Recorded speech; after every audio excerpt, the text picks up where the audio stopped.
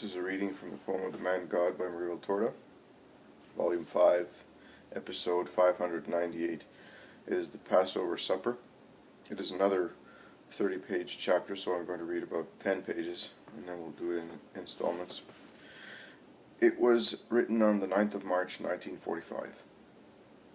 The suffering of Maundy Thursday is beginning. The apostles, there are 10 of them, are bustling about preparing the supper room. Judas, who has climbed on the table, is watching whether there is oil in all the lamps of the big chandelier that looks like the corolla of a double fuchsia, because its stem is surrounded by 5 lamps in small vessels similar to petals, and under them there is another circle or crown of small flames, and finally there are the 3 thin lamps hanging from the tiny chains resembling the pistils of the bright flower.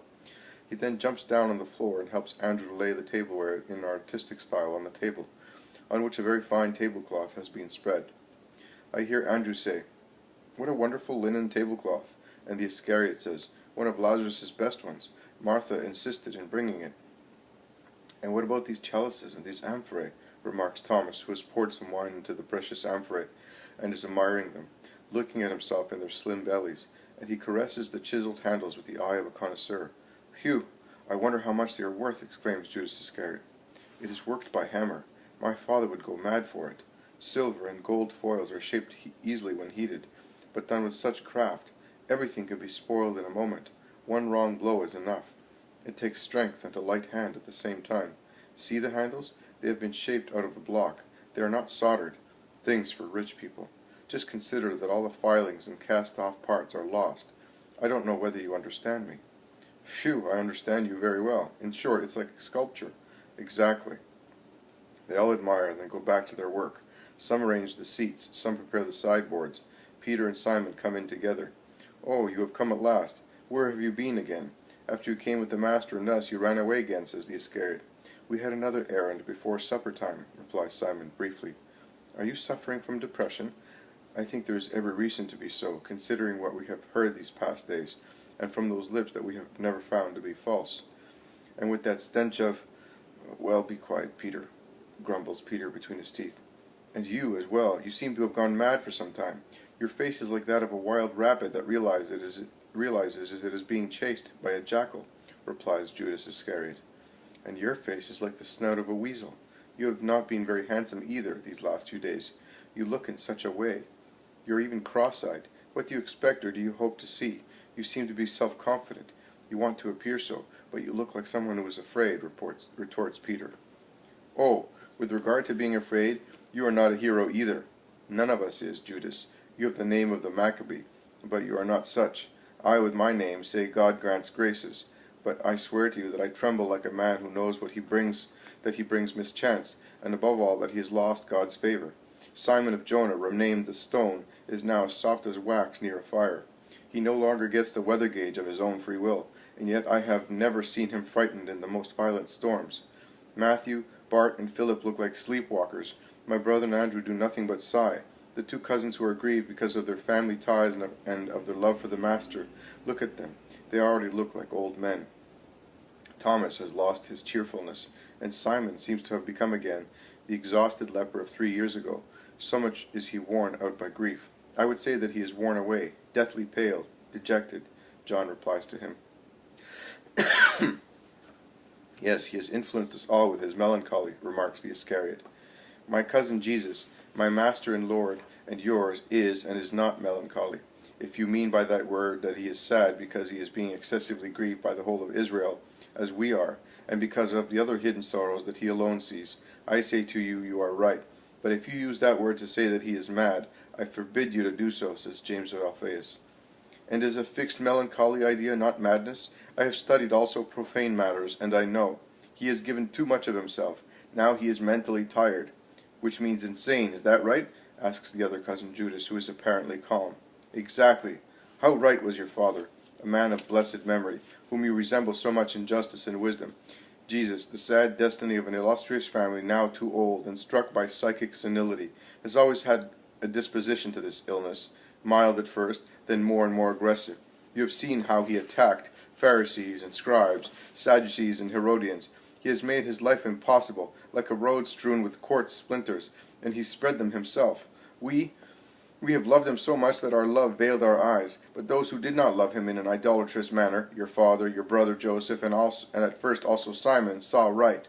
When we heard their words, we should have opened our eyes. Instead, we were all enticed by his meek charm of a sick person. And now, who knows?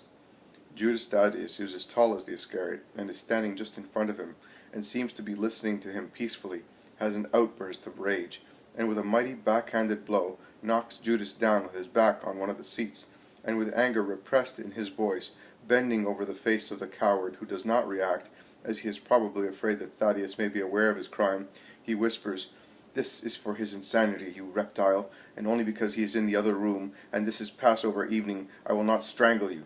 But remember this, and remember it carefully. If any evil befalls him, and he is not there to check my strength, no one will save you. The halter is as good as around your neck, and these strong, honest hands of mine, the hands of a Galilean artisan, and of a descendant of Goliath's slinger, will do the job for you. Get up, you spineless debauchee, and watch out how you behave." Judas stands up. He is livid, but does not react in the least. And what amazes me, no one reacts to the new gesture of Thaddeus. On the contrary, it is obvious that they all approve of it. The room has just become calm again when Jesus comes in. He appears on the threshold of the little door through which his tall person can just pass. He sets foot on the small landing, and with his meek, sad smile he says, opening his arms, "Peace be with you." His voice is tired, like that of one who is languishing physically and morally. He comes down. He caresses the fair-haired head of John, who had rushed towards him. He smiles at his cousin Judas as if he did not know anything, and he says to his other cousin, "Your mother asks you to be kind to Joseph. He asked the women after you, and me a little while ago. I am sorry I have not greeted him." "You will do it tomorrow." "Tomorrow? I shall always have time to see him." "Oh, Peter, we shall be together for a little while at last. Since yesterday you seem a will-o'-the-wisp. I see you, then I no longer see you. Today I can almost say that I lost you. And you too, Simon. Our hair, which is more white than dark, can assure you that we were not absent craving for flesh," says Simon gravely, "although at all stages it is possible to suffer from that hunger. The old, worse than the young," says the Iscariot offensively. Simon looks at him and is about to reply, but Jesus also looks at him and says, "Have you a toothache? Your right cheek is swollen and red." "Yes, it is aching, but is not worth worrying about." The others do not say anything, and the matter dies away. "Have you not done everything that was to be done? You, Matthew, and you, Andrew, and you, Judas, have you seen to the offer for the temple?" Both the first two and the Iscariot say, "Everything you said was to be done today has been done. Do not worry. I took the early fruits of Lazarus to Johanna of Chuza for the children. They said to me, 'Those apples were better. They had the savor of hunger. Those ones, and they were your apples,' says John, smiling and dreaming." Jesus also smiles at the recollection. "I have seen Nicodemus and Joseph," says Thomas. "You have seen them? Did you speak to them?" asks the Iscariot with excessive interest. "Yes, I did. What's strange about it? Joseph is a good customer of my father." "You never mentioned it before. That is why I am amazed." Judas tries to make up for the impression he had given previously of his worry about Thomas's meeting with Joseph and Nicodemus. "It seems strange to me that they have not come to venerate you." "They did not, neither did Chuza nor Manaen. None of—" But the Iscariot laughs sneeringly, interrupting Bartholomew, and he says, "The crocodile hides itself at the right moment." "What do you mean?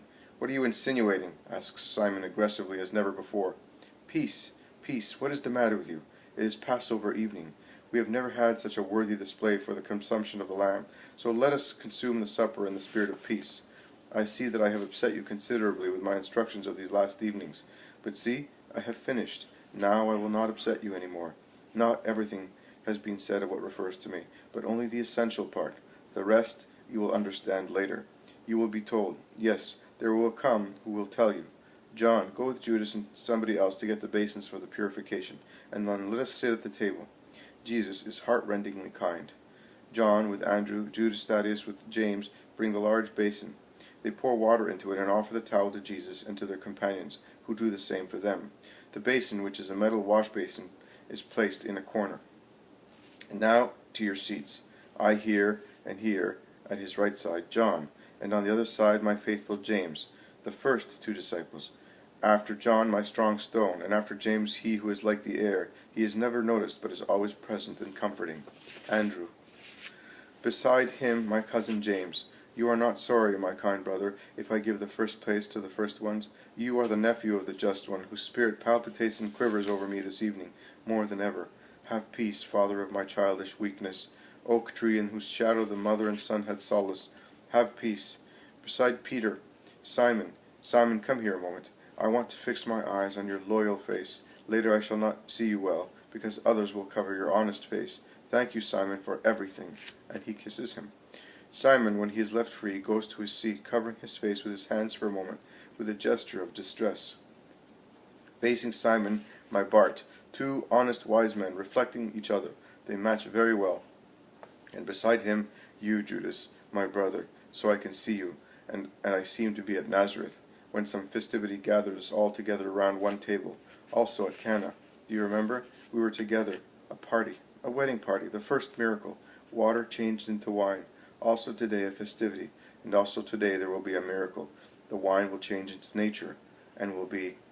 Jesus becomes engrossed in his thoughts, his head lowered, and isolated in his secret world. The others look at him, and do not speak. He raises his head again and stares at Judas Iscariot, to whom he says, You will sit in front of me. So much love for me, more than Simon, since you always want me in front of you? So much, as you said. Why, Master? Because you are the one who has done more than everybody for this hour. Judas casts an ever-changing glance at the Master, and at his companions, at Jesus with ironical commiseration, at the others with an air of triumph. And near you, on one side, Matthew, on the other, Thomas. So Matthew on my left, and Thomas on my right side. As you wish, as you like, says Matthew. It is enough for me to have my Saviour in front of me. Last, Philip. Now see, who is not beside me in the place of honor has the honor of being in front of me. Jesus, standing in his place, pours wine into the large chalice placed in front of him. They all have tall chalices, but he has a much larger one, in addition to one like those of the others. It must be the ritual chalice. He pours wine into it, he raises it, he offers it and lays it on the table. Then, all together, they ask in the tone of a psalm, Why this ceremony? A formal question, obviously a ritual one, to which Jesus, as head of the family, replies, This day reminds us of our liberation from Egypt. Blessed be Jehovah, who created the fruit of the vineyard. He takes a sip of the wine he has offered and passes the chalice to the others. He then offers the bread. He breaks it into morsels and hands it round with the herbs dipped in the reddish sauce contained in the 4 sauce boats. When this part of the meal is over, they sing some psalms, all together. The large tray with the roasted lamb is brought from the sideboard to the table and placed in front of Jesus.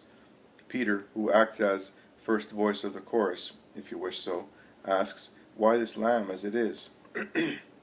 In remembrance of the time when Israel was saved through the sacrificial lamb, no firstborn died, where the blood shone on the doorposts and lintels. And afterwards, while the whole of Egypt, from the royal palace to hovels, was mourning the dead firstborn males, the Hebrews, led by Moses, moved towards the land of liberation and of the promise, with their sides girded, their feet shod, the pilgrim's staff in their hands. The people of Abraham started off promptly, singing hymns of joy. They all stand up and intone, When Israel came out of Egypt, and the house of Jacob from a barbarous people, Judah became his sanctuary, etc. If I found the right one, it is Psalm 113. Jesus now cuts the lamb. He pours wine into the chalice again, and he passes it round after drinking of it. They then sing also, Children, praise the Lord, blessed be the name of the Eternal, now and forever, throughout ages. From east to west it is to be praised, etc. But I cannot find it. Jesus hands out the portions, ensuring that everybody is well served, just like a father of a family, among his children, who are all dear to him. He is solemn, somewhat sad, when he says, I have longed to eat this Passover with you. It has been the desire of my desires since from eternity. I was the Savior. I knew that this hour precedes that one, and the joy of giving myself brought this relief in advance to my suffering. I have longed to eat this Passover with you, because never again shall I taste the fruit of the vine until the kingdom of God has come. Then I will sit again with the elect at the banquet of the Lamb, for the wedding of the living ones with the living one. But only those who have been lowly and pure in heart, as I am, will come to it. Master, a short while ago you said that he who has not the honor of the seat has that of being in front of you. So how can we know who is the first among us? Asks Bartholomew. Everybody and nobody. Once we were coming back, and we were tired and nauseated at the bitter hatred of the Pharisees. But you were not so tired as to be prevented from discussing among yourselves who was the greatest. A little boy ran up to me, a little friend of mine, and his innocence mitigated my disgust for so many things, your obstinate humanity not being the last. Where are you now, little Benjamin, gifted with the wise reply that came to you from heaven, because as you were an angel the Spirit spoke to you? Then I said to you, if anyone wants to be the first, he must be the last and the servant of everybody. And I gave you the wise boy as an example. Now I say to you, the kings of nations dominate them, and although the peoples oppressed hate them, they acclaim them, and kings are called benefactors, fathers of the fatherland. But hatred smolders under the false homage. But do not let it be so with you. The greatest must be like the smallest, the head like him who serves. Who is in fact greater, he who sits at the table, or he who serves? It is he who sits at the table. And yet I serve you, and before long I will serve you even more. You are the ones who have been with me in my trials, and I will arrange a place for you in my kingdom, in the same manner as I shall be king in it, according to the will of the Father, that you may eat and drink at my eternal table, and you may sit on thrones, judging the 12 tribes of Israel. You have remained with me in my trials. This is the only thing that makes you great in the eyes of the Father. And what about those who will come? Will they have no place in the kingdom? We alone? Oh, how many princes in my house! All those who have been faithful to the Christ in the trials of life will be princes in my kingdom, because those who have persevered to the end in the martyrdom of life will be like you, who have remained with me in my trials. I identify myself with those who believe in me. The sorrow that I embrace for you and for all men, I give it as an insignia to those who are particularly chosen.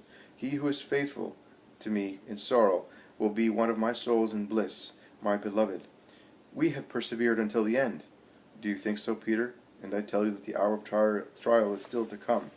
Simon, Simon of Jonas, Satan has asked to sift you all like wheat. I have prayed for you, that your faith may not vacillate. When you have recovered, strengthen your brothers. I know that I am a sinner, but I will be faithful to you until death. I do not have that sin, and I will never have it. Do not be proud, my Peter.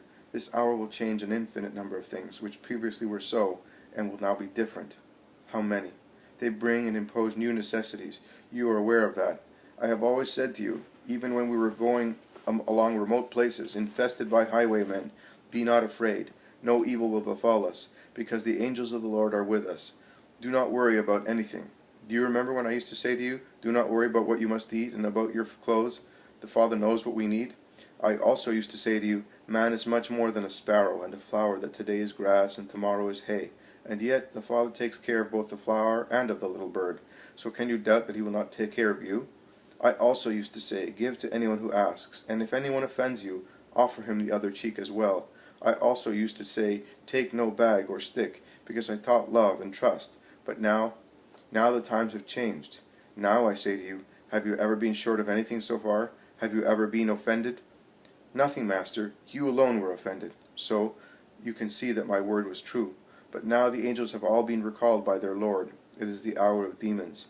With their golden wings, the angels of the Lord are covering their eyes and enveloping themselves, and they regret that the color of their wings is not a gloomy one, because it is a time of mourning, of cruel sacrilegious mourning. There are no angels on the earth this evening. They are near the throne of God, to drown the blasphemies of the deicide world and the weeping of the innocent. And we are alone, you and I, alone, and the demons are the masters of the hour. So we shall now take the appearances and the measures of poor men who do not trust and do not love. Now, he who has a purse should also take a haversack. He who has no sword should sell his cloak and buy one, because this also is said of me in the Scripture, and must be fulfilled. He has been counted among the wicked. Truly, everything that concerns me has its purpose.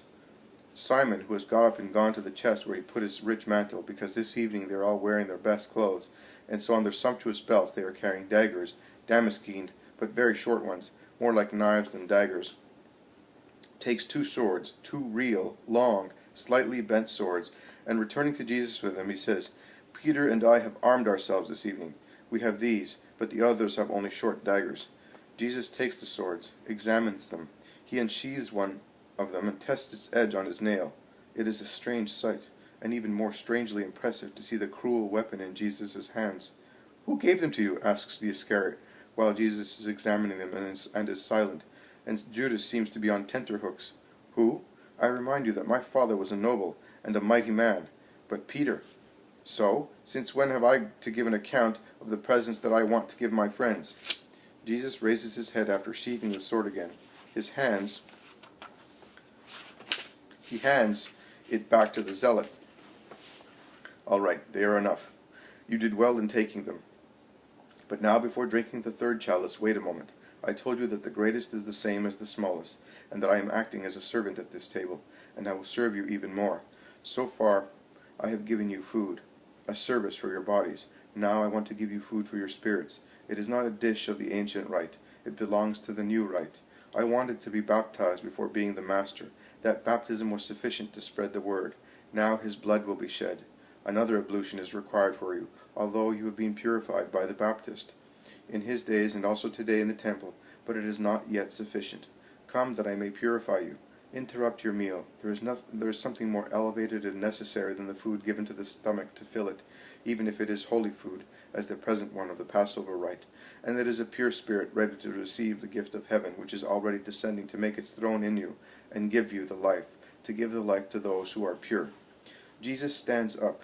He makes John stand up to come out of his place more easily. He goes to the chest and takes off his red tunic, and folds it, placing it on his mantle, which is there already folded. He girds himself with a large towel, and he goes towards another basin which is empty and clean. He pours some water into it. He takes it to the middle of the room near the table, and puts it on a stool. The apostles look at him dumbfounded.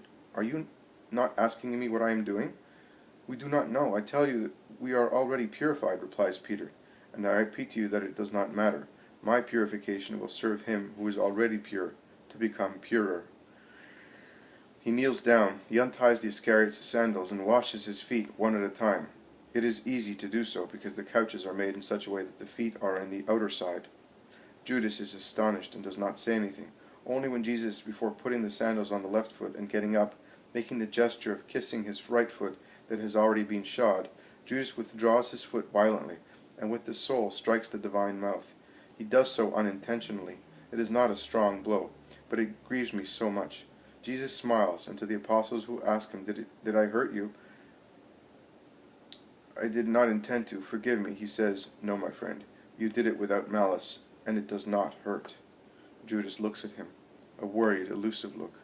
Jesus passes on to Thomas, then to Philip. He goes round the narrow side of the table and arrives at his cousin James. He washes his feet, and when getting up he kisses him on his forehead. He passes on to Andrew, who blushes with shame and makes efforts not to weep. He washes his feet and kisses him like a baby. Then there is James of Zebedee, who goes on grumbling. Oh, Master, Master, Master, you are lowering yourself, my sublime Master. John has already untied his sandals, and while Jesus is bent drying his feet, he kisses his head. But Peter, it is not easy to convince him to submit to the rite. You want to wash my feet? Do not even think about it. As long as I live, I will never allow you to do that. I am a worm. You are God. Each to his own place. You cannot understand now what I am doing. Later you will understand. Let me do it. You can do anything you like, Master. Do you want to cut my neck? Do so, but you will never wash my feet. Oh, my Simon, do you know that if I do not wash you, you will not take part in my kingdom? Simon, Simon, you are in need of this water for your soul, and for the long journey you have to take. Do you not want to come with me? If I do not wash you, you will not come to my kingdom. Oh, my blessed Lord, then wash all of my body, feet, hands, and head. Anyone who, like you, has had a bath needs only to have his feet washed, as he is completely pure. The feet, man walks with his feet on filth, and it would not be much either, because as I told you, it is not what enters and comes out with food that dirties, and it is not what settles on his feet on the road that contaminates man, but it is what smolders and matures in his heart, and comes out from it, which contaminates his actions and limbs. And the feet of a man with an impure spirit go to orgies, to lust, to illicit business, to crimes. Therefore, among the various parts of the body, they are the ones that have much to be purified, with the eyes and mouth. O man, man, a perfect being for one day, the first one, and then so corrupted by the seducer. And there was no malice in you, man, no sin. And now you are all malice and sin, and there is no part in you that does not sin. Jesus has washed Peter's feet. He